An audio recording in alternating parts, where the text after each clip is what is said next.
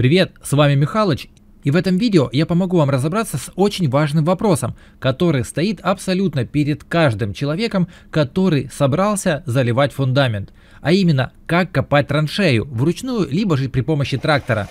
Я уже фундамент залил, дом построил, кстати, эти все видео будут у меня на канале, и собственно сейчас поделюсь с вами собственным опытом и в конце видео расскажу, как бы сделал я, если бы знал эту информацию заранее. Также приведу стоимости работ и расчеты. Я на тот момент принял для себя решение копать фундамент при помощи трактора, так как посчитал, что это будет намного быстрее и лучше, но не учел некоторые нюансы, о которых дальше пойдет видеоречь.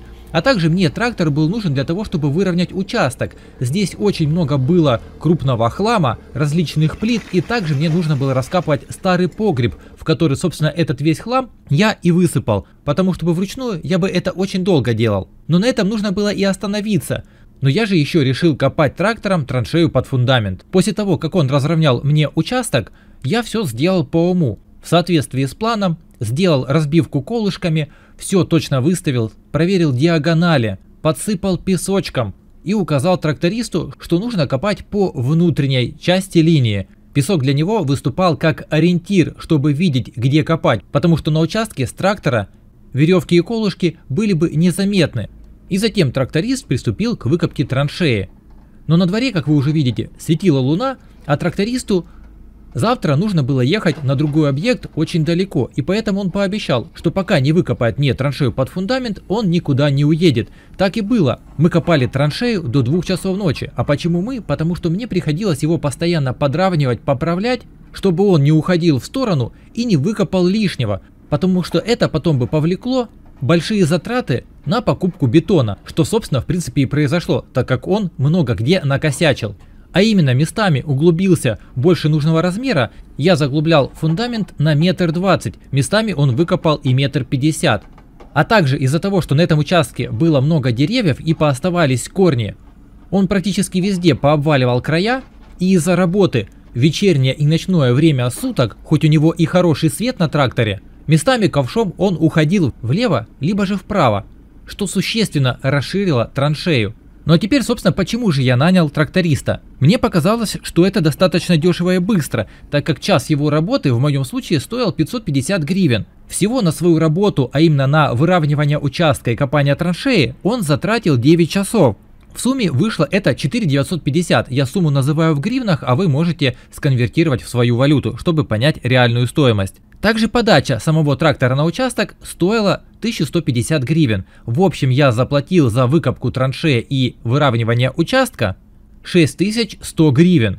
Посудите, 9 часов работы, 6100 гривен, и у вас готовая траншея, казалось мне в начале. Но посмотрите, что он понакапывал. Абсолютно все углы он позаваливал, и это уже потом усложнило мне выставление опалубки. Также, как видите, он поделал кривой фундамент, приходилось вручную это все счесывать, и соответственно расширялась опалубка, и поэтому бетона мне пришлось залить намного больше. А также во всех углах ковшом невозможно выбрать ровно под 90 градусов.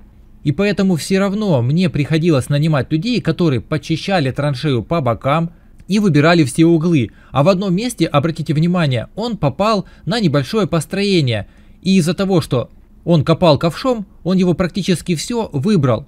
Копалось бы вручную, можно было при помощи перфоратора аккуратно выдолбить ровно и уменьшить затем расходы на заливку бетона, а также на выставление опалубки. И вот к той сумме, которую я вам говорил, мы прибавляем еще следующие как денежные, так и временные затраты. На доделывание и доведение траншеи до ума я нанимал людей, которые копали здесь еще целую неделю.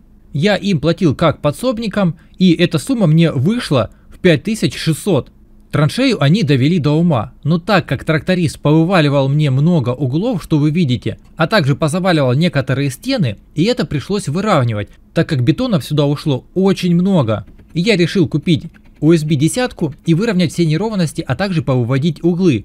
Что еще затянуло мне как временные затраты, около 2-3 дней я этим сам занимался, а также это и финансовые затраты. 10 листов мне обошлись практически в 2000 гривен. И вот здесь уже можно подвести итог, что копание трактором траншеи мне обошлось не в те 6100 гривен, а в 13 700. И по времени доведения траншеи до ума заняло у меня около 2 недель.